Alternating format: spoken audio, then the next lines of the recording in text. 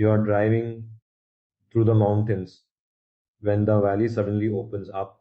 Snowy ridges, a ribbon of river, sunlight spilling across the slopes, the photograph you've been waiting for. Your hand moves towards the brake before your brain has checked the road. Alright, beautiful as it is, that view is not worth stopping on a blind bend. And the mountain will not disappear while you find somewhere sensible to stop. It has been showing off for thousands of years. It can wait another 2 minutes. Exactly. I'm Sharjil and this is Travel Diary. Abdullah and I are looking at a small habit that makes a huge difference on journeys through northern Pakistan.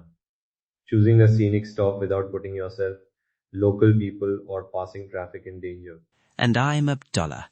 I'm usually watching the ridges, the clouds, and the plants growing between the rocks, while Sharjil is checking mirrors, road width, and whether my excitement is about to turn into a very poor decision.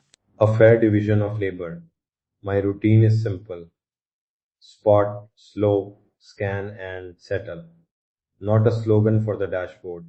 A way of giving yourself time to make the right choice. Start by spotting the possibility, not by grabbing the steering wheel. If you notice a marked viewpoint, a proper lay-by, or a wide area ahead, keep driving towards it. The first glimpse of a lake is exciting, but it is not an emergency. Right? You're looking ahead, buying yourself distance. Then slow gradually, check the mirrors and keep your lane. Watch for motorbikes, buses, animals and vehicles appearing around the next turn. I once thought a shoulder looked wide enough for a quick stop, but a rock face hid an approaching vehicle until the last moment. That was enough to teach me. A wide view does not mean a wide road. And a shoulder can look solid, then crumble under one careless step. Loose gravel, soft soil, and broken edges may be the beginning of a steep drop. If you cannot clearly see the road in both directions, do not stop there. Also check whether stopping is allowed. A sign, barrier, narrow bridge, or local instruction takes priority over your travel plans. If a local driver says, "Not here," further ahead, believe them. They may know that the corner collects falling stones, floods after rain, or serves as a route for livestock. What looks like an empty patch of gravel may be someone's access to a field or home. And that brings us to the next question. Can your vehicle settle there without creating a new problem? Look at the whole space, not just the view. Can another vehicle pass comfortably? Can you open a door without putting a passenger into traffic? Is there room to turn without reversing towards an edge? If the answer is uncertain, keep moving. Scan the ground as well.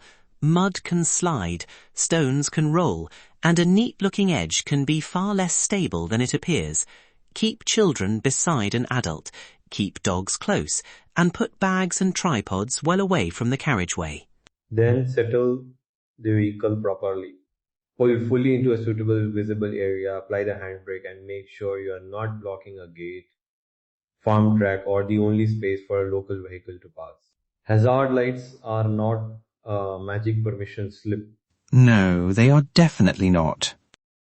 A hazard light cannot make a blind bend visible. It cannot move a bus out of your lane, and it cannot stop a passenger stepping into danger. If the place is doubtful, stay in the vehicle and continue to a proper stopping area. Once you have parked safely, there is another temptation, walking straight towards the most dramatic edge.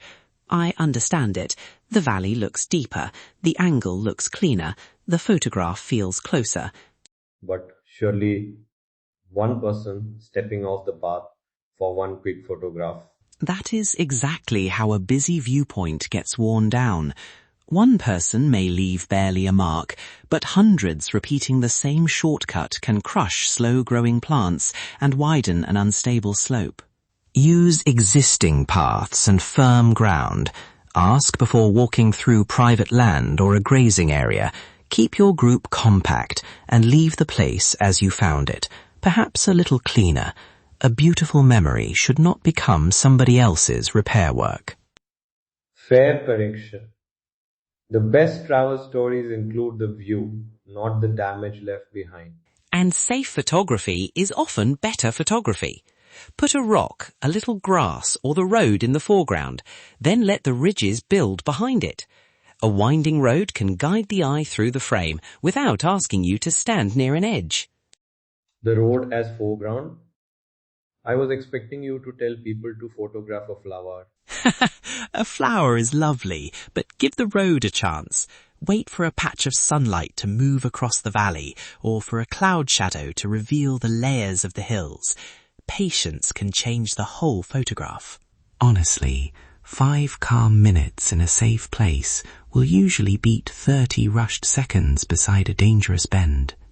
That patience matters when the light is perfect and parking is not. You see the valley, but the bend hides oncoming traffic, so you pass it. 2 minutes later, there is a wide lay-by, a clear view in both directions and room for the bus behind you. That is where you stop. Exactly. The safer place may even give you a better angle because you are no longer rushing. You can notice the foreground, the layered ridges, and the changing light, instead of worrying about the next vehicle. So the decision rule is simple. If there is nowhere safe, visible, and permitted to stop, drive on. Look for a marked viewpoint, a suitable village stop where you have permission, or a safe place to park before taking a short walk. Let's say you are still driving and Abdullah spots another stunning ridge. He points. I look, we both admire it, and then we keep driving until the road gives us somewhere proper. I can admire a mountain through a window. I cannot admire one while standing in the traffic lane. Then, when we do settle, we check the people, the ground, and the landscape before the camera comes out. That is when a stop becomes part of the journey, rather than an obstacle for everyone else. Alright, let me think. Spot the safe possibility early. Slow without sudden braking. Scan the road, the ground, and the people around you. Then settle the vehicle and the group before anyone reaches for a camera. And if you cannot settle safely, keep moving. No photograph is improved by panic, damaged ground, or a blocked mountain road. When you finally find a safe pull-in, take the photograph, breathe in the mountain air, and give the view your full attention.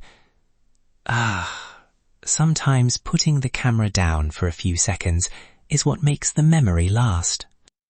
Ahan roads in the north are shared spaces by families, drivers, hikers, livestock, and the communities who live there every day. I'm Sharjil Shahid, and this has been Travel Dairy. And I'm Abdullah Bilal. I still want the photograph, of course.